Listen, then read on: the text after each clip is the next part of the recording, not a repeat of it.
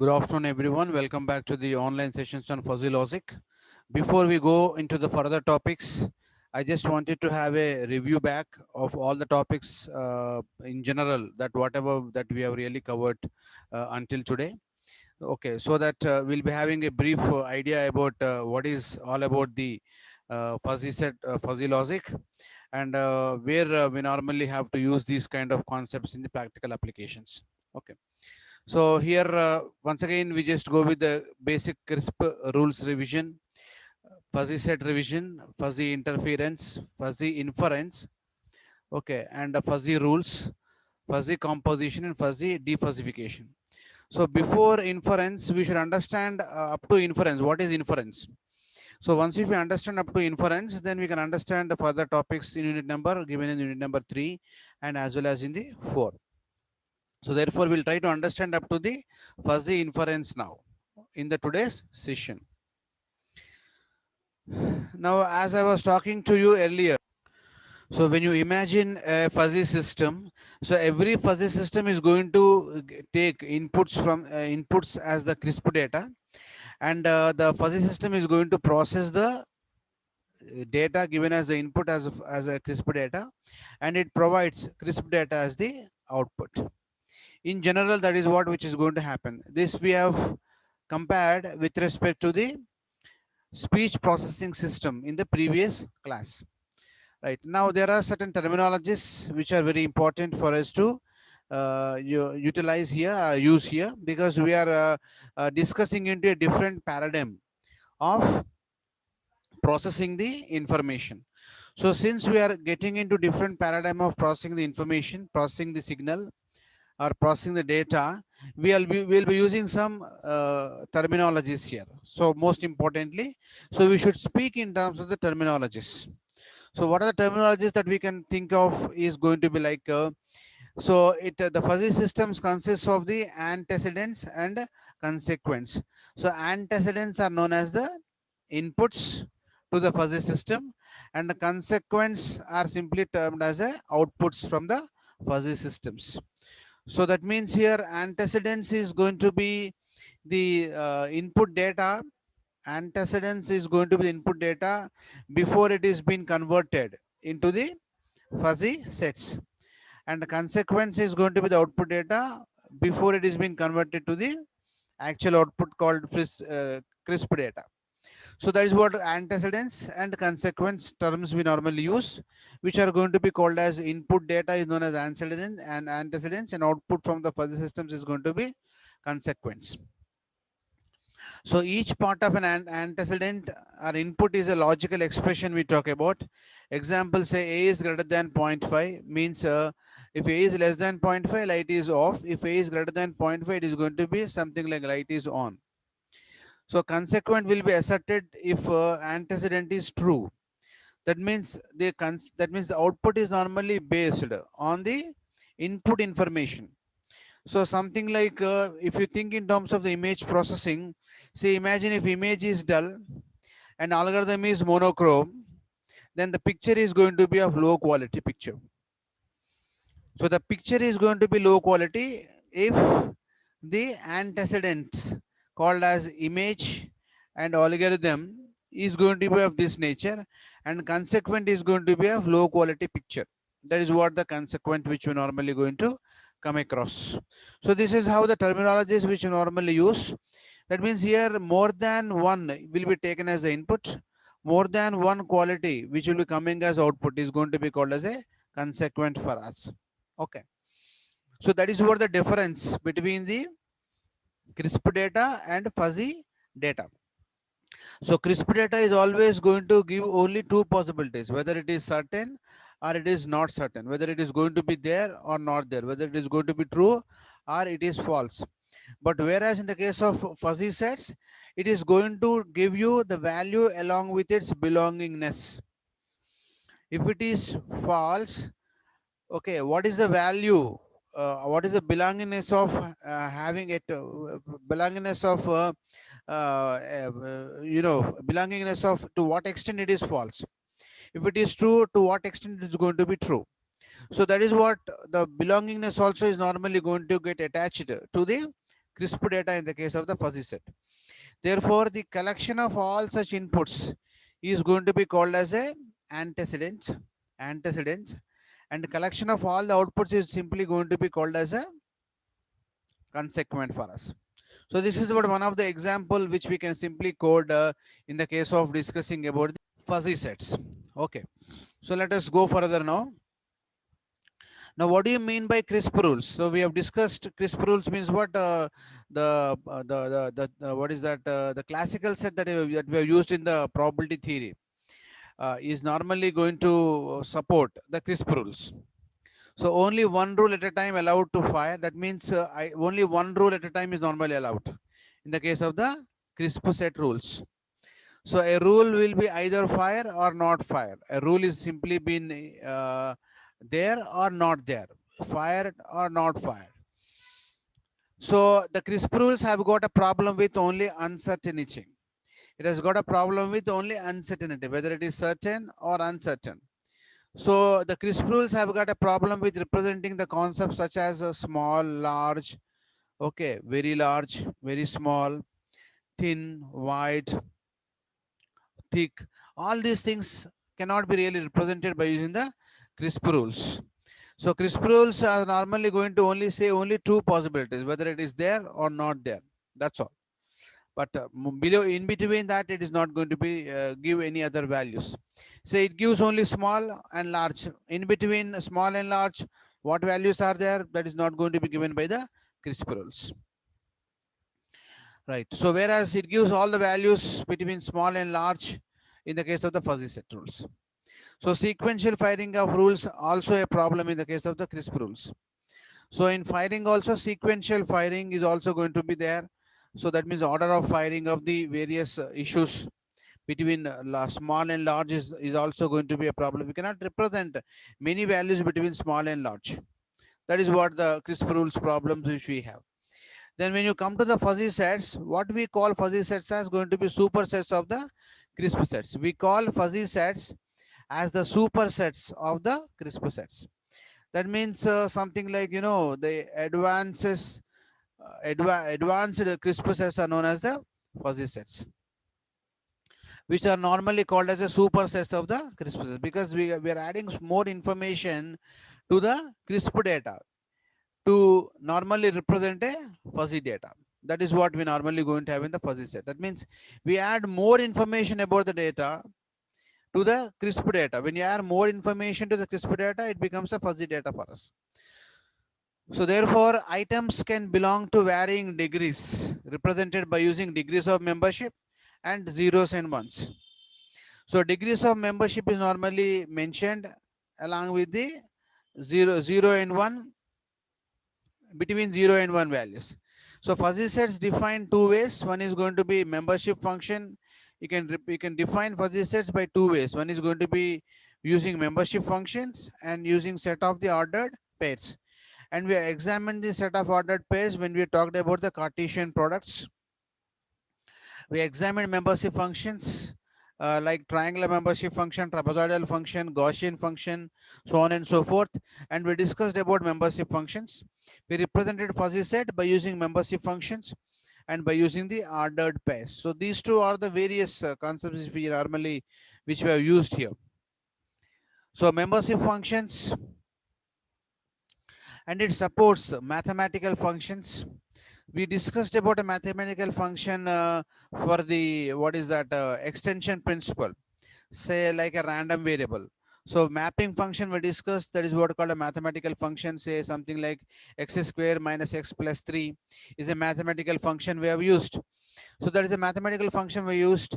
We used a membership function known as triangular function, trapezoidal function, Gaussian functions to represent fuzzy sets. And we return the degree of membership in a fuzzy set. Degree of membership function also we represented to represent the fuzzy set. So many different types in existence, many different types of membership functions which are in existence are going to be Gaussian, triangular, trapezoidal, so on and so forth were used.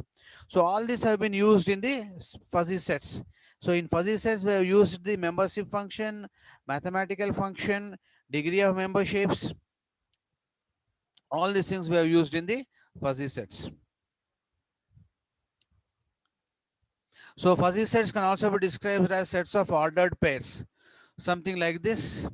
0, 1, 2, 3, 4, 5, 6, 7, 8, 9, 10 are going to be the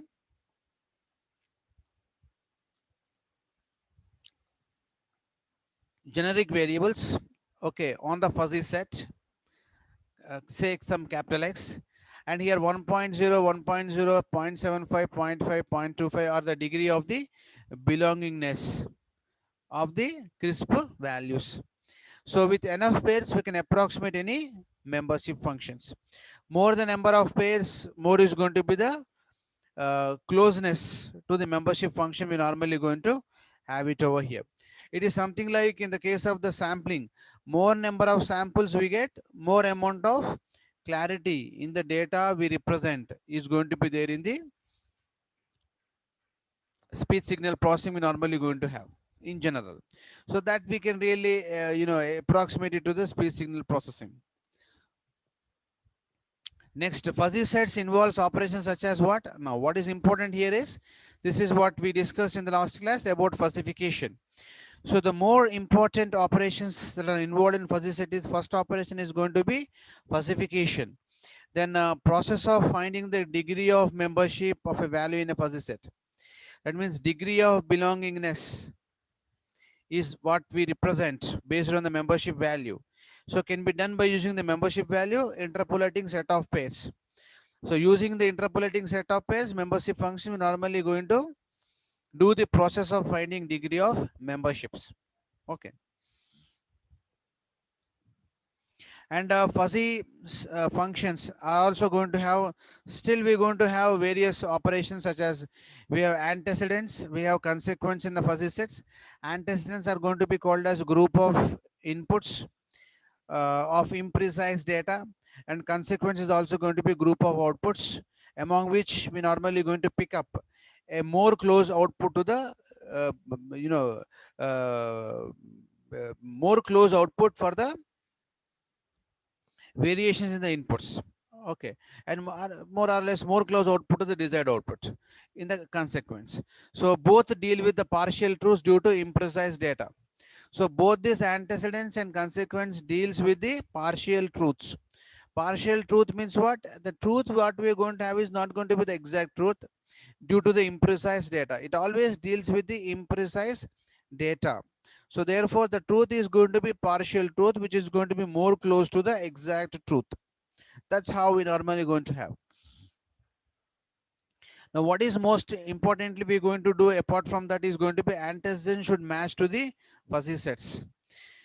So before the fuzzy system is going to process, it is going to have the antecedents as the inputs, and these antecedents should get matched to the fuzzy sets based on the implementation of the fuzzy system.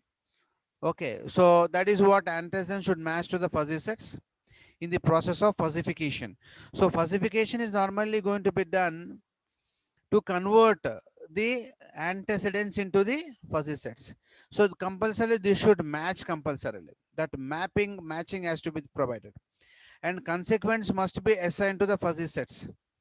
So once again, consequence should be assigned to the fuzzy sets to get the appropriate results. So fuzzy rules can have weightages between 0 and 1. So importance of rules commonly set to 1. So these are the various things which you're going to have. And we can just simply take some examples of considering the restaurant tipping example. So after we go to the restaurant, have some meals or something in the restaurant, we give tip to the service guy over there. So here we apply fuzzy rules here for tipping in the restaurant. Say an example, I'll take as tipping as an example. So for this antecedent variables are going to be what now? Two variables we can take as antecedent variables: quality of service, quality of food. In order to give a tip, we normally going to look in terms of quality of service, quality of food. And what is the consequent variable? Here we are taking only one variable called tip. But in real-time fuzzy system, it may have more than one variable as the consequent variable. So one variable I am taking as a tip to reduce the complexities. Now, what are the fuzzy rules? We can have services. Service can be poor, good, and excellent.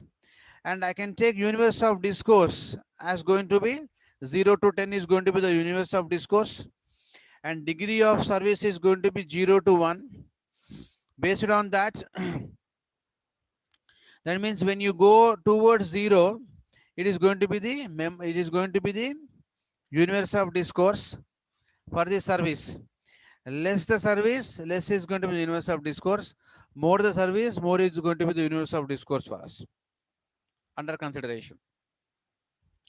So if you go towards 0, the service is normally going to be poor. The service is normally going to be poor. It designates a poor service because the universe of discourse is going to be reducing. Means what?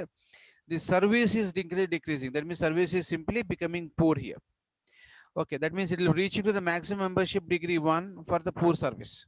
When you go towards the left hand side, when you go towards the right hand side of this particular service side, we will be simply increasing the service towards excellent. When you stay intermediate, it is going to be approximately good here. That means service is going to be value 5, which is going to be universe of discourse is going to be 5. So reasonably good. So that means what? Food is average, service is average, though it is going to be good. That is called a good service. That is called a good service for that matter. So service is going towards excellency. Food is also going to be excellent. Then it is going to be excellent. Then now let us figure out the various criteria to give a tip here. So food can be rancid. That means it is not really good enough. Good food and delicious food. So universe of discourse is also going to be 0 and 10. See, these many antecedents we normally going to use to decide about the outcome. So tip can be cheap, tip can be average, tip can be generous. Cheap means what? We start from 0 pi to some maximum pi and reducing it to some other value. So that means here we just cheap food means what? It lies between the universe of discourse from 0 to 10. So between 6 to say 16, it's going to be average. Between 15 to 25, it's going to be generous. So that is what percentage of tip is going to be generous based on the various criteria. So rules for tipping the system, what we can figure out now is if service is poor and the food is rancid, then the tip is cheap. If service is good and food is also good, then tip is average. If service is excellent and food is delicious, then tip is going to be generous. So these are all the various criteria we can really apply onto the giving a tip. So giving a tip is called is nothing but consequent, is nothing but the output which we really expect from the system, fuzzy system. And rules for tipping the system. What are the rules for tipping system? We have seen we are applied if then else rules. If service is poor, and food is rancid, then the tip is going to be cheap. If service is good, food is good, then tip is average. If service is excellent and food is delicious, your tip can be generous. You can put here end condition or condition based on the interest of the customer. Okay. So some customers, even though they don't like the food, if service is really excellent, they'll become generous and they'll give a very good tip. And some customers expect both service as well as food to be good here, delicious here, nice here, to give a very good generous tip to the service agent. So like that, we normally going to have this particular thing. So here, what processes we normally involve in the fuzzy system is going to be called as fuzzy inference process we normally going to perform. So inference fuzzy the fuzzy inference is normally going to provide conclusions from the fuzzy facts. As I was talking to you, we want conclusions at the output. So who will give conclusions? It is the inference logic is normally going to give us the conclusions. So what this inference will do? Matches facts against the fuzzy antecedents, assigns fuzzy sets to the outputs. And this fuzzy inference is normally involved with 3 processes called as fuzzification of the inputs, known as fuzzification process. Apply fuzzy logical operators across the antecedents. So we apply the logical operations on the, that means we have performed some operations on the fuzzy sets. So those operations we perform on the antecedents, on the inputs that we got after fuzzification. Then we apply implications on the results obtained on the logical operations to infer some results or to normally conclude some results. So that means here, in order to provide conclusions, we have to perform all these three operations. To achieve or to approach or to come to the desired conclusions, we normally going to perform the process known as inference. Okay. So with this, we stop our session today here, and we discuss about this inference in detail in the next coming classes as a part of operations in the fuzzy systems. So what are the operations we perform in the fuzzy system? Fuzzification, inference, implication, all these are the operations we perform in the fuzzy systems. Okay. So these are nothing but operations on the relations which we get. Okay. So relations we have got in the previous classes based on the operations we perform, like union, intersection.